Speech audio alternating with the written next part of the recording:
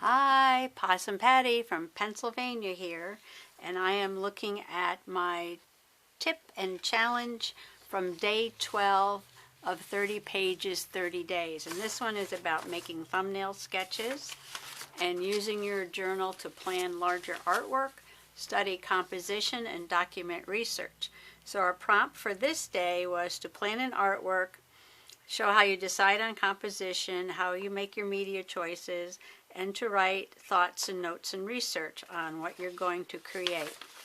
So what I'm going to do for this challenge is look in this book that is older than I am about drawing clouds and sunsets. A lot of this book is thumbnail sketches, so I thought that would help me.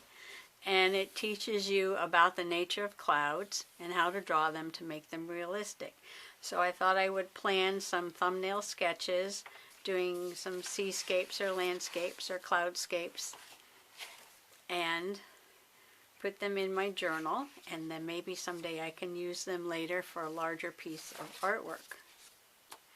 My choice of medium is going to be these graph tint pencils. And why am I choosing these pencils?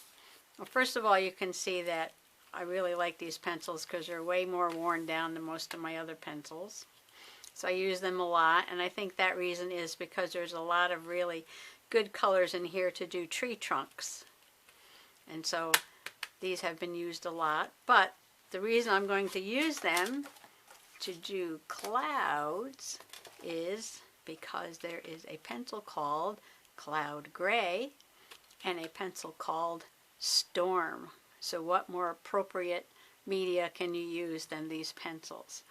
So I have my pencils ready. I have some water and I have a couple of paintbrushes because these are water soluble pencils. And you can color and draw with them just like a pencil, but you can also take the water and wet them and get a little shadow and a little color going.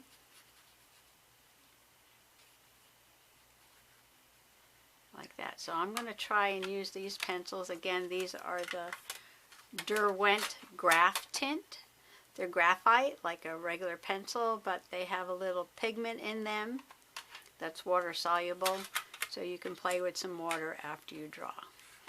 So this is what I'm going to use to do some thumbnail sketches, some studies, some research on clouds. And this is my Jane Davenport canvas journal. The first thing I did was to tape the pages off into 4 thumbnail sections. I took the graph tint pencil and I drew in the cloud, and then I used the brush, put a little water on the tip of the pencil and painted the background. Just adding a little more water, moving the color around. Trying to get the right shape on that cloud to show that this is a building cloud and the movement of the cloud is up. The bottom thumbnail was a little more complicated. It was a seascape, a little boat with 2 people in it. So just grabbing another pencil, putting in a couple little people.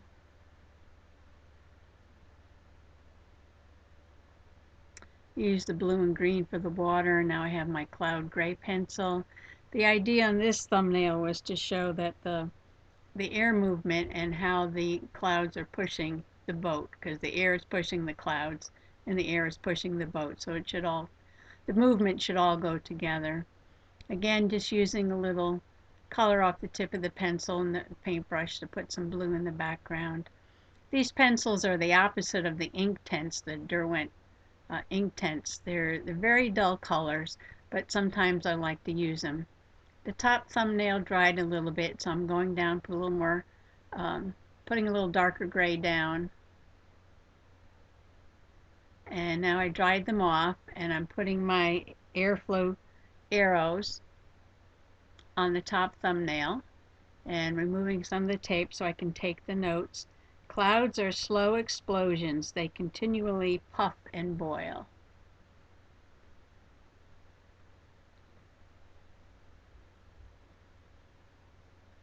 And removing some more tape so I can take some more notes because we're supposed to be doing thumbnails and research.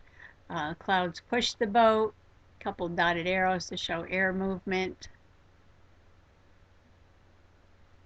Think of a cloud as action first and then shape and outline. Do not make clouds look like melting mounds of ice cream. Clouds are living shapes in graceful action. The shape of the cloud depends on the movement.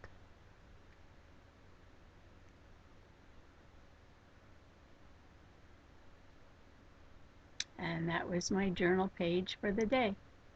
Thanks for watching.